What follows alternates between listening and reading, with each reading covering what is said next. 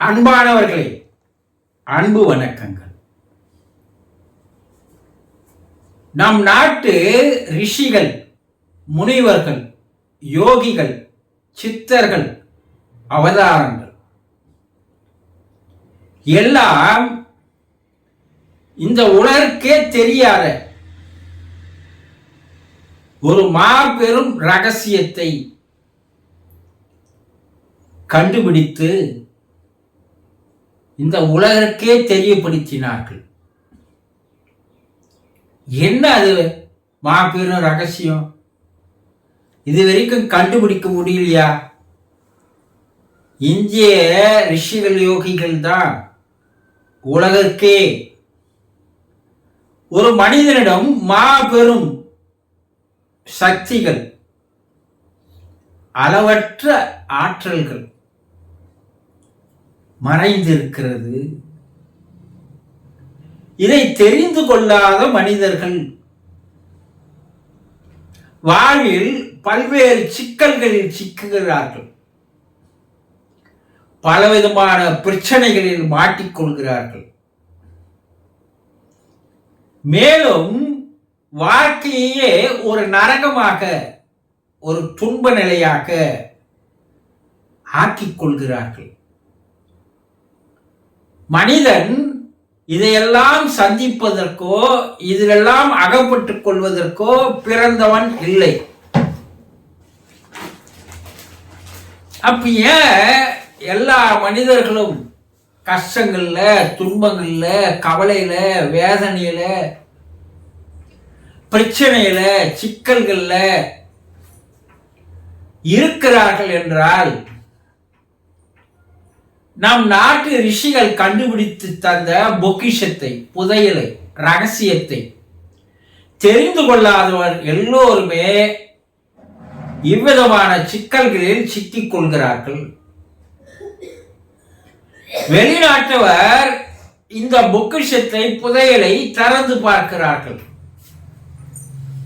அவர்கள் இந்த நாட்டை நோக்கி வருகிறார்கள். இது நமக்கு தெரியாது. ஒரு மலரின் கீழே இருக்கின்ற தவளைக்கு அந்த மலரினுடைய மனமோ, அந்த மலரில் இருக்கின்ற தேனோ தெரியாது. எங்கேயோ இருக்கின்ற பூச்சிகள், தேனீக்கள், பட்டாம்பூச்சிகள் எல்லாம் தேடி வந்து அந்த மலரினுடைய வாசனையை நுகர்கின்றன, அதில் இருக்கின்ற தேனை சுவைக்கின்றன. அதுபோல வெளிநாட்டில் இருக்கிறவெல்லாம் இந்தியாவுக்கு வரான். அவனுக்கு ஆன்மீகம் என்ன, ஸ்பிரிச்சுவல் என்ன, மெஞ்ஞானம் என்ன, தவம் என்ன, தியானம் என்ன, அவர்களுக்கு அதிலே ஒரு ஆர்வம் ஏற்படுகிறது. ஏன்னா வாழ்க்கையில எதெல்லாம் அனுபவிக்க வேண்டுமோ எல்லாத்தையும் அனுபவிச்சு பார்த்துட்டான். ஆனா அதனால அவனுக்கு ஒரு சந்தோஷமோ, அமைதியோ, நிம்மதியோ கிடைக்கல. அது எங்கடா கிடைக்கும்னா இந்தியாவில் கிடைக்கும். அதனால இந்த நாட்டை நோக்கி ஓடி வருகிறார்கள். ஆனா நம்ம இங்கேயே வாழ்றோம். இதில் 100%, 20% பேர் தான் வெளி மாநிலத்தை சேர்ந்தவர்கள், 80% தமிழ்நாட்டை சேர்ந்தவர்கள். இந்த தமிழகத்து சித்தர்கள், யோகிகள், இவர்கள் தான் அடிப்படையாக தன்னையே ஒரு ஆராய்ச்சி கூடமாக கொண்டு அதை கண்டுபிடித்தார்கள். ஒவ்வொரு மனுஷனுக்குள்ளேயும் மகத்தான சக்திகள் இருக்கிறது, அளவற்ற ஆற்றல்கள் இருக்கிறது. இதை தெரிந்து கொள்வதால் மனித பிறப்பினுடைய நோக்கமோ லட்சியமோ தவிர எதையோ நோக்கி ஓடுவது வாழ்க்கை அல்ல. எதை அடைய வேண்டுமோ, எதை பெற வேண்டுமோ அதை பெற்றுவிட்டால் அவர்களுக்குள்ள இருக்கின்ற எல்லாம் வந்துடும். இதுக்கு அடிப்படை காரணம் என்ன? அந்த அளவற்ற சக்தின்றீங்க, அளவற்ற ஆற்றல்ன்றீங்க, அது எங்க இருக்கு அண்ணா? ஒவ்வொரு மனிதனுடைய மனத்தின் கீழே இருக்கிறது. இந்த மனமானது அதை வெளிக்கொண்டு வராமல், உங்ககிட்ட ஏதோ ஒரு திறமை இருக்கு, ஏதோ ஒரு டேலண்ட் இருக்கு.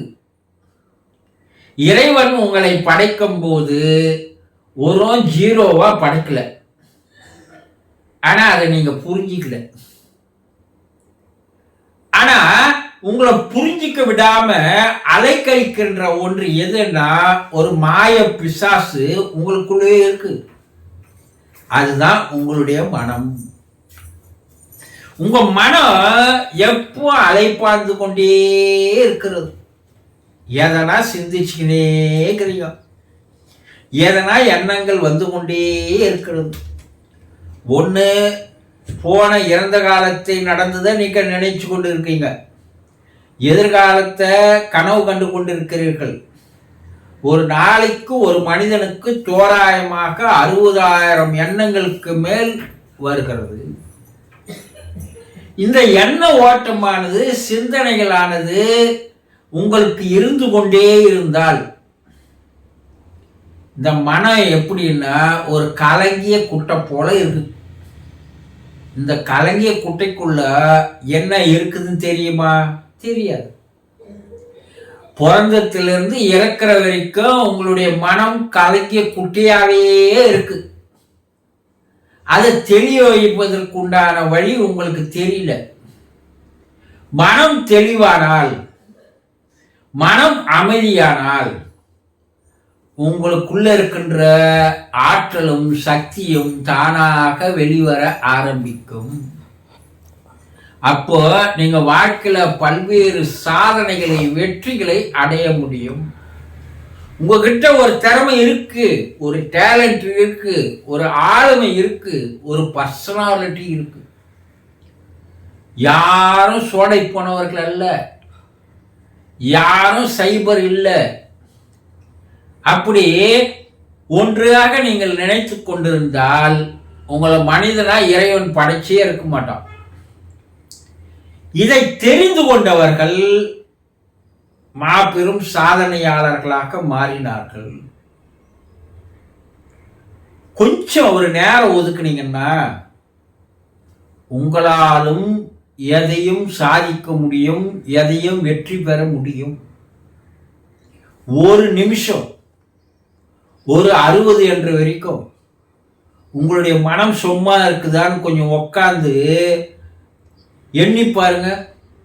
ஒரு 60 என்று 1 2 3ன்னு எண்ணுங்க.